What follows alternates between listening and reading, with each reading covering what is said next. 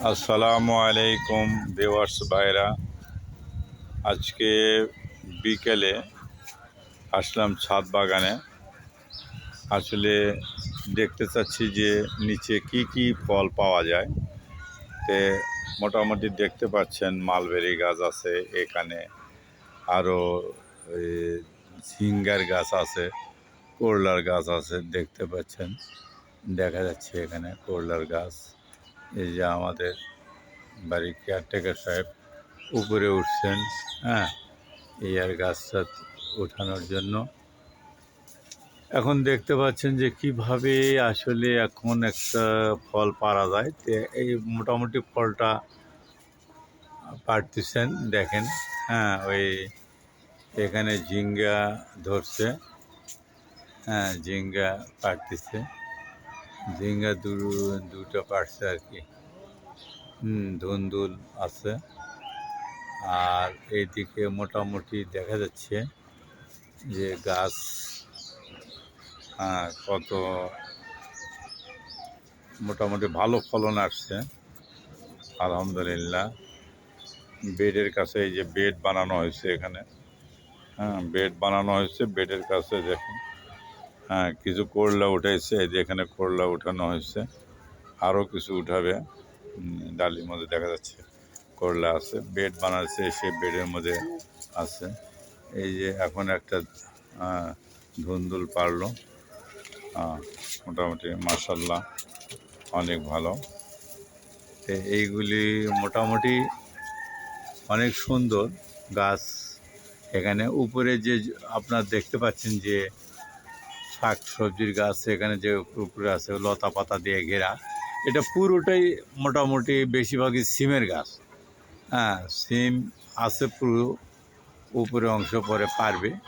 তো এখন যেটা দেখা যাচ্ছে সেটা হচ্ছে করলাগুলা এবং সিমও দেখতে পাচ্ছেন এখানে, কিছু কিছু সিমও দেখা যায়। হ্যাঁ, সিমও আছে, সিম দেখা যাচ্ছে যে এইগুলো ইয়ে করতেছে। তো মোটামুটি আজকে দেখেন এই যে এখানে এখানে যে গাছগাছালিগুলো আছে, এখানে আর একটা দেখা যাচ্ছে ওনার সামনে একটা করলা, ঠিক আমাদের এই যে, হ্যাঁ, এই যে দেখেন দেখেন দেখেন দেখেন একটা, হ্যাঁ হ্যাঁ, আলহামদুলিল্লাহ বিরাট বড় আলহামদুলিল্লাহ করলা হয়েছে। করলাটা পারলেন এখন, হ্যাঁ, আলহামদুলিল্লাহ খুব সুন্দর হয়েছে করলা। হ্যাঁ, করলাটা খুব সুন্দর, আল্লাহর রহমত, ভালো করলা হচ্ছে আলহামদুলিল্লাহ। আপনারা দেখতে পাচ্ছেন এই যে করলা আনে রাখছে, হ্যাঁ, বেশ বড় করলা। হ্যাঁ, ছোটো করলাগুলো কিছুদিন আগে হয়েছে, এখন বড় করলাগুলো হচ্ছে আর কি। হ্যাঁ, যে করলাগুলো খাতে হবে। তো এখানে মোটামুটি যেটুকু হয় আমাদের একটা পরিবারের সুন্দর চলে, একটা পরিবারের সুন্দর মতো চলতে পারে। হ্যাঁ, আমরা বেশ স্বাচ্ছন্দ্যে, হ্যাঁ, এই সবজিগুলো খাইতে পারি। বিভিন্ন ফল প্রান্তি আছে এখানে দেখতে পাচ্ছেন। হ্যাঁ, যখন যা ইচ্ছা এই যে এখন মনে করেন যে এইগুলো দেখতেছি বেডের মধ্যে যে ফলগুলো দেখতে পাচ্ছেন এখানে বেডের পাশেই এই যে মালবেরির গাছও আছে, এই যে মালবেরির গাছ এটা ধরবে এইরকম। এই যে দেখেন নিয়ে আসলো এখন, এই যে এই ফলগুলো মোটামুটি অনেক আলহামদুলিল্লাহ ভালো। তো আসলে এইগুলো করতে গেলে এখানে যে কিছু মাটি রাখছে, মাটি টাটি আমরা শুকে রাখি, শীতকালে মাটি সব শুকে রেখে তারপরে আমরা এইগুলো আবার গাছের গোড়ায় দিই আমরা। হ্যাঁ, শুধু গোবর, এখানে গোবর ছাড়া আর কিছু না। এই যে এখানে দেখতে পাচ্ছেন কলার গাছ আছে, কলার গাছ, হ্যাঁ, কলার গাছও এখানে বেশ ফলন হয় আলহামদুলিল্লাহ কলার গাছের।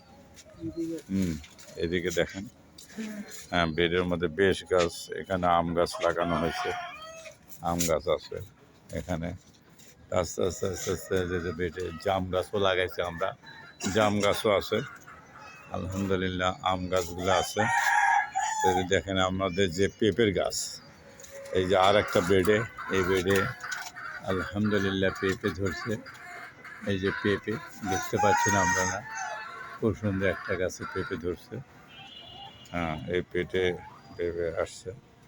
তা আজকে যে ভিডিওটা দেখালাম আসলে সবজির কিভাবে হয় এটা আমি পূর্বের ভিডিওতেও বলছি। তারপরে যদি মোটামুটি আগ্রহ এটাই হলে যে ফরমালিন মুক্ত শুধু গোবর ব্যবহার করে, গরু গোবর ব্যবহার করে কীভাবে মেডিসিন মুক্ত ফল খাওয়া যায়। আলহামদুলিল্লাহ এখানে আর একটা পেঁপে গাছ দেখতে পাচ্ছেন, এখানে আর একটা উপরে উঠছে। পেঁপে ধরছে, আলহামদুলিল্লাহ পেঁপে ধরতেছে। আলহামদুলিল্লাহ বিকালবেলা আজকে যেটুকু দেখালাম বিকালের সবজি হলো, আগামীকাল আবার হবে ইনশাল্লাহ। তা আপনাদেরকে সবাইকে বলি ছাদ বাগানে আসেন, আমরা ছাদ বাগান সবাই মিলে করি। তাহলে ফরমালিন মুক্ত সবজি আমরা সকলেই পাবো।